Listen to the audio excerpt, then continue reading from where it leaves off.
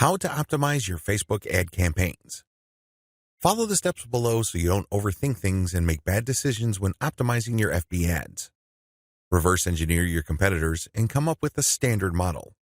If you have a personal account, find your competitors and like their pages. Before you know it, you'll start seeing ads either from your competitors themselves or from businesses that are very similar to your competitors. Pay close attention to these ads. Reverse engineer them to find the standard model for these ads. In other words, go through as many of these ads as possible and get a clear understanding of what kind of pictures, headlines, and text they use. Also, if they are mostly promoting posts, pay attention to that. Whatever the case may be, look at what they're doing and see common patterns.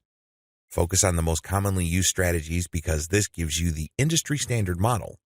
Don't get sidetracked by ads that seem so different, so new or so innovative, because if they are so different from the industry standard model, they're outliers. There's a high chance that those ads do not convert. Come up with your own version and test with a low budget. Test with a low budget. You don't want to burn through a tremendous amount of cash during the testing process. There will be a time and place for you to get crazy with the budget, but now is not the time. Create variations and test.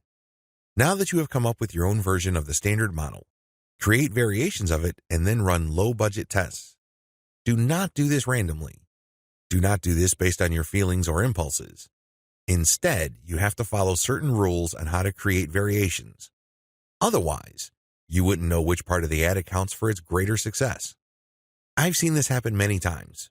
In fact, I've committed this mistake before. I would take an ad and test it. I would notice that it's not getting that many clicks, so I'd change half of the ad. Maybe I change the picture and then the headline, or I would change the heading and the description.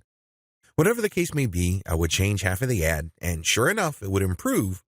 But when I try to improve things again by changing the other half of the ad, it falls apart. You want to establish a way of effectively tracking which changes accounted for which improvement. By using this method, you can optimize parts that work to reach peak convertibility and then work on the other elements of the ad that could use some improvement. However, you have to do this in a systematic way. I've described this in the section below. Pick the winner and make further variations. Now that you have made variations of the original and you ran a test, there will be at least one winner.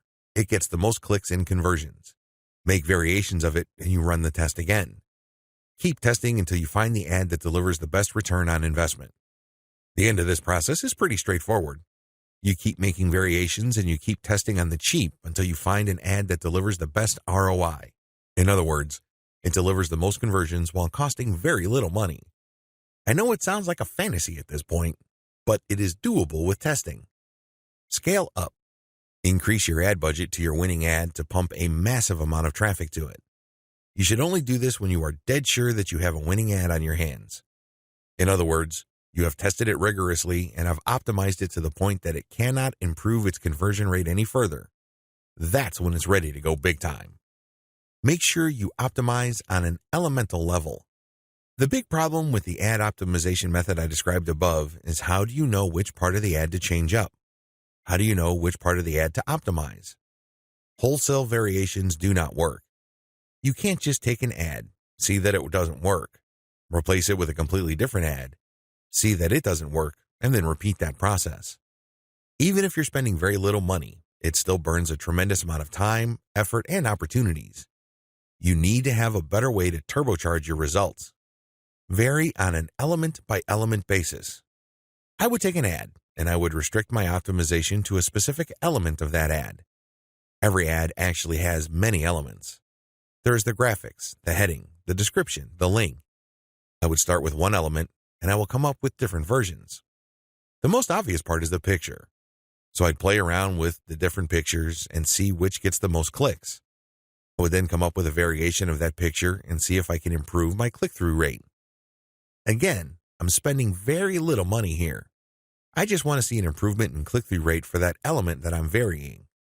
Once I have reached a plateau and I can't improve any more on that element, I would then switch to another element. For example, if I'm running a campaign for dog food and I notice that my best performing picture after a series of variations is a picture of a chihuahua that seems to be smiling, I will keep that picture, but then I will then switch to the next element of the ad which is the headline.